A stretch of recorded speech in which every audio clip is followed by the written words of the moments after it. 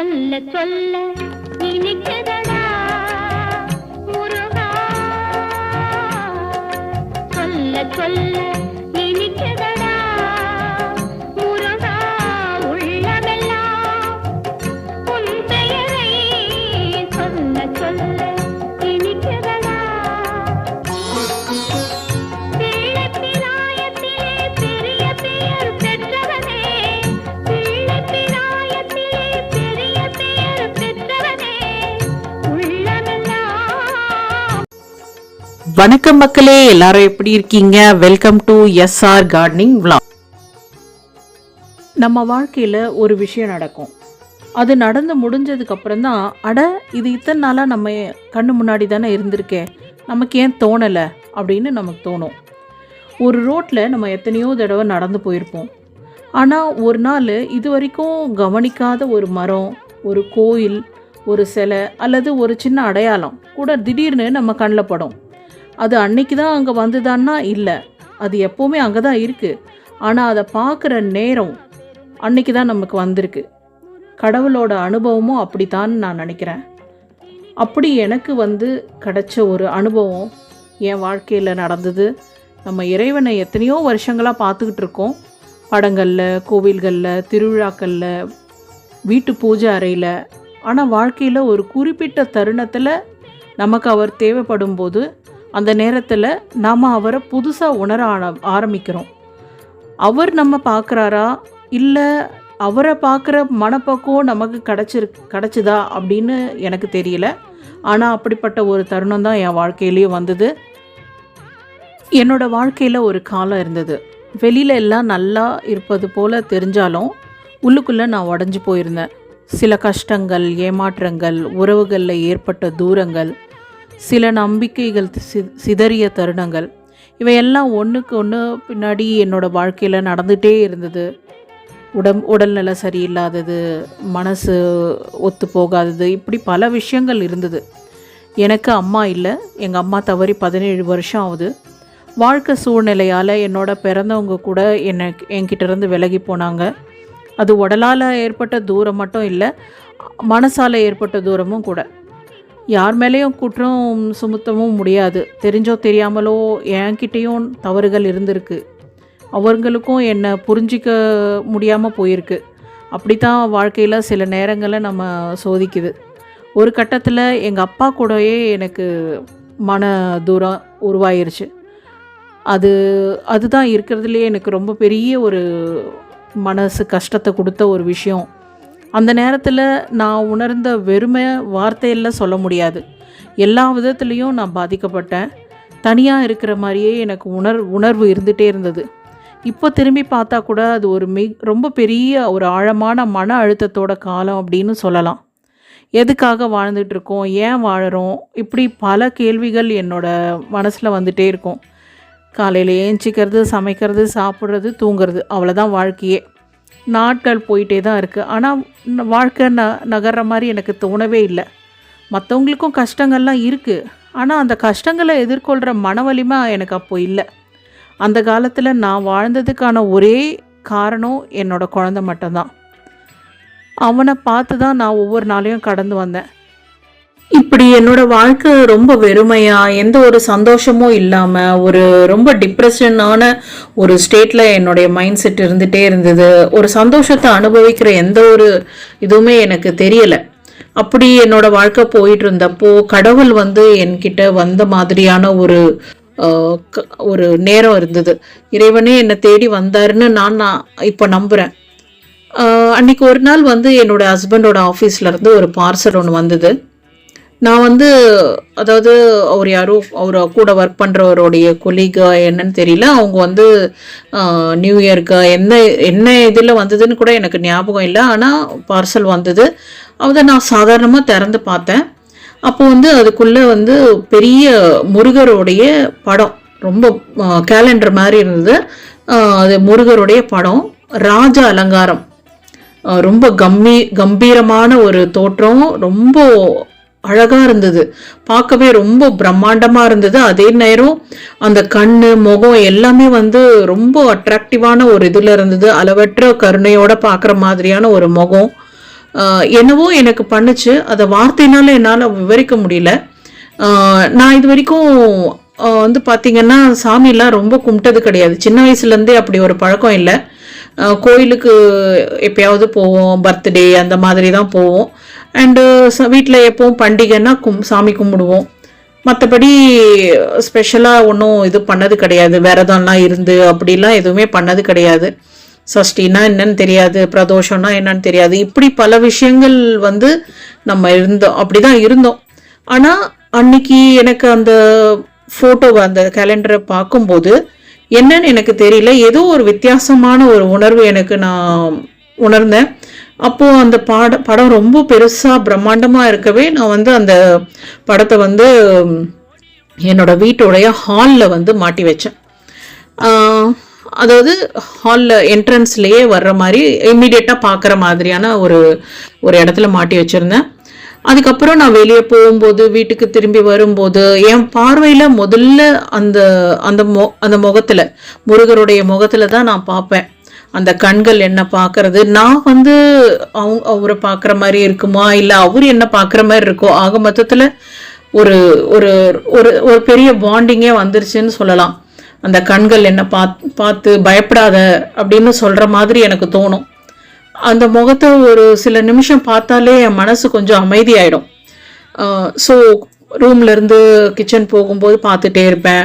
So எனக்கு ரொம்ப அந்த அட்ராக்டிவாக இருந்தது அந்த படம். அப்போ கூட நான் ரொம்ப பெருசாக ஒன்றும் பூஜைலாம் எதுவும் பண்ணலை. ஒரு பூ வைப்பேன், தீபாராதனை காமிப்பேன், அவ்வளோதான். அது ஒரு தொடக்கம்தான். அந்த நேரத்தில் தான் நான் வந்து தேசமங்கையர்க்கரசி அம்மா அவங்களுடைய ஆன்மீக வீடியோக்கள்லாம் நான் தொடர்ந்து பார்க்க ஆரம்பித்தேன். அவங்க சொன்ன ஒவ்வொரு வார்த்தையும், வேத முறைகள், அவங்க அந்த கதைகள் எல்லாம் சொல்லும்போது நேராக என் மனசோட பேசுகிற மாதிரி இருந்தது. செவ்வாய்க்கிழமை முருகனை வழிபடுங்க, சஷ்டி கவசம் சொல்லுங்க, 48 நாள் நம்பிக்கையோட செய்யுங்க, அப்படி இப்படின்னு நிறைய விஷயங்கள் அவங்க வந்து சொல்லும்போது நானும் அதை முயற்சி பண்ணி பார்க்கலாமே அப்படின்னு எனக்கு தோணுச்சு. அப்போதான் நானும் ஆரம்பித்தேன், சஷ்டி கவசம் சொல்ல ஆரம்பித்தேன். செவ்வாய்க்கிழமையில் முருகன் கோயிலுக்கு போக ஆரம்பித்தேன். 48 நாள் விரதமும் ஒரு தடவை கடைப்பிடிச்சேன். அப்போது வந்து எல்லா பிரச்சனையிலும் ஒரே நாளில் மறைஞ்சிருச்சா அப்படின்னு கேட்டால் இல்லைன்னு தான் சொல்லணும். ஆனால் என் மனசில் இருந்த பயம் மெதுவாக குறைய ஆரம்பிச்சுது. அதுதான் உண்மையான அதிசயம் கூட. ஒரு நாள் என் மனசில் ஒரே ஒரு வரி மட்டும் ஒழிச்சிட்டே இருந்தது, யாம் இருக்க பயம் ஏன். இது ஒரு மந்திர சொல். இந்த வரி வந்து என்னோட வாழ்க்கையே மாற்றிடுச்சு. எத்தனையோ தடவை நான் யாம் இருக்க பயமேன் அந்த ஒரு வரியை நான் எத்தனையோ தடவை கேட்டிருக்கேன், பார்த்துருக்கேன். ஆனால் அது வரைக்கும் எனக்கு அந்த ஒரு உணர்வு வந்தது கிடையாது. எனக்கு யாருமே இல்லை, நான் வந்து ரொம்ப ஒரு மாதிரி லோன்லியாக ஃபீல் பண்ணியிருக்கேன். அப்போல்லாம் எனக்கு தோணலை. ஆனால் இந்த ஒரு படம் வந்ததுக்கப்புறம் எனக்கு இதெல்லாம் தோண ஆரம்பிச்சது. நான் தனியாக இல்லை, என் கூட முருகர் இருக்காரு, என் கூட கடவுளே இருக்காருன்ற ஒரு ரொம்ப மிகப்பெரிய ஒரு தைரியம் எனக்கு வர ஆரம்பிச்சது. அப்போத்துலேருந்து நான் வந்து முருகனை வந்து ஒரு தெய்வமாக மட்டும் பார்க்கல, என்னோட அப்பாவாகவே பார்க்க ஆரம்பித்தேன்.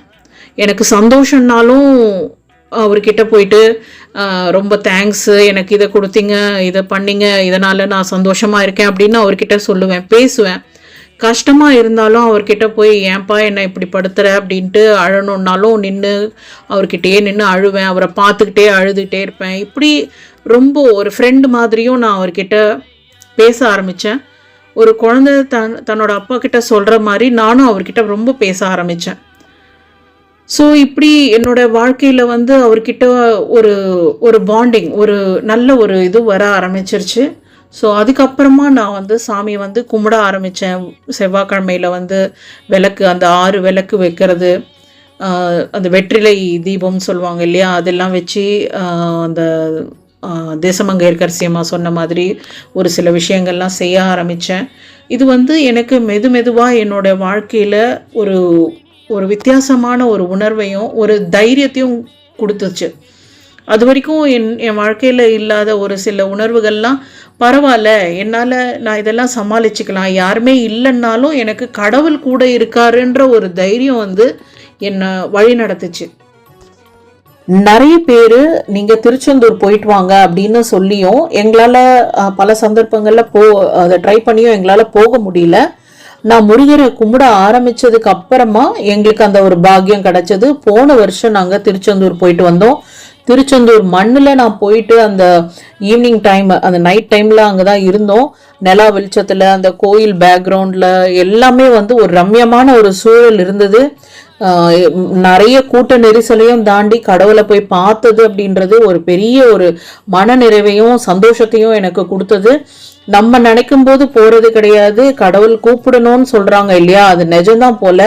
எத்தனையோ தடவை நாங்க அந்த சைடு போயும் அந்த அந்த மாதிரி சொல்லி நாங்க அதை முயற்சி கூட எடுக்கல. ஆனா கடவுள் நம்மளை கூப்பிடுவாருன்ற ஒரு இது இருக்கு இல்லையா, அது மாதிரிதான் நாங்க போன வருஷம் நாங்க போயிட்டு வந்தோம். ரொம்ப நல்லா இருந்தது. அதுக்கப்புறமா எல்லாமே எனக்கு நல்லபடியா தான் நடக்குது, எல்லாமே ஸ்மூத்தா தான் போயிட்டு இருக்கு. நான் பாதுகாப்பா இருக்கிற ஒரு உணர்வு எனக்கு கொடுத்தது முருகப்பெருமான் தான். அதனால நான் இன்னைக்கு வரைக்கும் நான் அவரை ரொம்ப அன்போடவும் நம்பிக்கையோட நான் கும்பிடுறேன். இப்போ நான் எங்க வெளியே போனாலும் ஒரு விஷயத்த என்னால் கவனிக்காம இருக்க முடியல. வண்டியில் போகும்போது பார்த்தீங்கன்னா நமக்கு முன்னாடி போகிற ஆட்டோவாகட்டும், வண்டி ஆகட்டும், லாரி எதுவாக இருந்தாலும் அதில் முருகனுடைய வேலும் முருகனுடைய அந்த படமாவோ இல்லை வாசகமா யாம் இருக்க பயமே என்ற ஒரு வாசகமோ ஏதோ ஒன்று எனக்கு முன்னாடி போயிட்டு இருக்கும்போது எனக்கு தோணுது, கடவுள் வந்து சொல்ற மாதிரி நீ பயப்படாத, நான் உனக்கு முன்னாடி தான் இருக்கேன் அப்படின்னு சொல்ற ஒரு ஃபீல் எனக்கு வருது. நான் இதை எத்தனையோ தடவை எத்தனையோ இதெல்லாம் பார்த்துருக்கேன். ஆனாலும் எனக்கு இப்போ என் மனசுல படுது. அது வரைக்கும் என் கண்ணில் மட்டுமே பட்டுட்டு இருந்தது, இப்போ என் மனசுக்கும் படுது. இப்போ அது என்னுடைய ஒரு பார்வையா இல்லை அதுதான் நிஜமா அப்படின்றது கூட எனக்கு தெரியல. ஆனா எனக்கு வந்து அது ஒரு நல்ல ஒரு உணர்வையும் ஒரு தைரியத்தையும் கொடுக்குது. நிறைய பேர் கடவுள்கிட்ட என்ன கேட்பாங்க? பணம், நல்ல வேலை, கல்யாணம், குழந்தை பாக்கியம், பிஸ்னஸ் நல்லா வளரணும், இப்படி வாழ்க்கைக்கு தேவையான பல விஷயங்களை கேட்பாங்க. இது எல்லாமே முக்கியம்தான். ஆனா என்னை பொறுத்த வரைக்கும் இது எல்லாத்தையும் விடவும் ரொம்ப முக்கியமான ஒரு வரம் அப்படின்னு சொன்னோம்னா அது மன நிம்மதி, மன தைரியம். வாழ்க்கையில எந்த சூழ்நிலை வந்தாலும் இதையும் கடந்து போலாம் அப்படின்ற சொல்ற ஒரு மன வலிமை. அந்த மன வலிமையே எனக்கு முருகப்பெருமான் கொடுத்தாரு அப்படின்றத நான் உணர்றேன். அதுதான் என் வாழ்க்கையில கிடைச்ச ரொம்ப பெரிய வரமா நான் நினைக்கிறேன். எல்லாருக்கும் இது கண்டிப்பா இருக்கணும். ஏன்னா எல்லார் வாழ்க்கையிலயும் அப்ஸ் அண்ட் டவுன்ஸ் இருக்கு, ஏற்றத்தாழ்வு இருக்கதான் செய்யும். அப்படி நம்ம விழும்போது நம்ம எழுந்துக்கிறதுக்கான மன வலிமை கடவுள் தான் கொடுக்க முடியும். எனக்கு அந்த இறை நம்பிக்கையால தான் நான் அதுல இருந்து வெளியே வந்தேன்னு நான் கண்டிப்பா சொல்லுவேன். ஒரு காலத்துல சின்ன சின்ன விஷயங்களுக்கு கூட நான் உடஞ்சு போயிடுவேன். ஆனா இன்னைக்கு அதே வாழ்க்கை, அதே சவால்கள், ஆனா நான் மாறி இருக்கேன். அந்த மாற்றத்துக்கான காரணம் பிரச்சனைகள் இல்லாத வாழ்க்கை கிடைச்சதால இல்ல, அந்த பிரச்சனைகளை எதிர்கொள்ளக்கூடிய மன வலிமை எனக்கு கிடைச்சதால. என்னை பொறுத்த வரைக்கும் அதுவே கடவுள் கொடுத்த ரொம்ப பெரிய வரம்னு நினைக்கிறேன். அது எனக்கு கொடுத்தது, இந்த மன வலிமையை கொடுத்தது கண்டிப்பா இறை நம்பிக்கை தான். இந்த வீடியோவை நான் உங்க கூட ஷேர் பண்ணதுக்கு முக்கிய காரணமும் இதுதான். ஒருவேளை இந்த வீடியோவை பார்த்துட்டு இருக்கிற உங்கள யாருக்காவது என்ன போலவே ஏதோ ஒரு உறவை இழந்திருக்கலாம். அம்மா, அப்பா, சகோதரர், சகோதரி, நண்பர், அல்ல உங்களுக்கு பிடிச்ச யாரோ ஒருத்தர் வாழ்க்கை சூழ்நிலையால உங்களை விட்டு விலகி இருக்கலாம். அந்த வலி எவ்வளோ ஆழமானதுன்னு எனக்கு நல்லா தெரியும். அத வார்த்தைகளால ஆறுதல் சொல்லவே முடியாது. ஆனா ஒரு விஷயம் மட்டும் நான் சொல்லிக்க விரும்புறேன். உங்களுக்கு பிடிச்ச தெய்வம் யாரா இருந்தாலும் பரவாயில்ல, அந்த நம்பிக்கையை மட்டும் விட்டுறாதீங்க. எனக்கு முருகப்பெருமான் அந்த மன வலிமையை கொடுத்தாரு. உங்களுக்கு உங்க இஷ்ட தெய்வம் அதே மன தைரியத்தையும் அமைதியையும் நம்பிக்கையும் கொடுக்கணும் அப்படின்னு நான் மனசார வேண்டிக்கிறேன். வாழ்க்கையில நடக்கும் எல்லா விஷயங்களையும் நம்மளால மாத்த முடியாது. ஆனா அதை எதிர்கொள்ற மனதை நம்மளால மாத்திக்க முடியும். என் வாழ்க்கையில அந்த மாற்றத்தை ஏற்படுத்தியது இறை நம்பிக்கை. இந்த வீடியோவை பார்த்த பிறகு உங்களுக்கு மனம் கொஞ்சமாவது லேசா இருந்தா, உங்களுக்கு ஒரு சிறிய நம்பிக்கையாவது பிறந்திருந்தா அதுவே இந்த வீடியோவின் மிகப்பெரிய வெற்றி அப்படின்னு நான் நினைக்கிறேன். உங்க வாழ்க்கை பயணத்துல அமைதியும் மன வலிமையும் நல்ல மனிதர்களும் இறைவன் அருளும் எப்போதும் துணையா இருக்கட்டும்.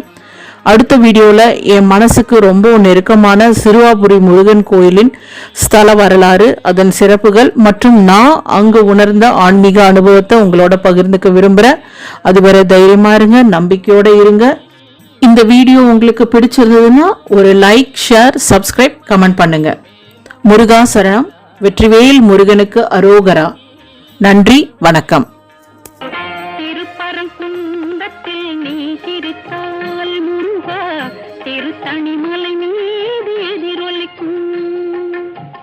திருப்பரங்குன்றத்தில் நீ சிரித்தால் முருகா திருத்தணிமலை மீது எதிரொலிக்கும்.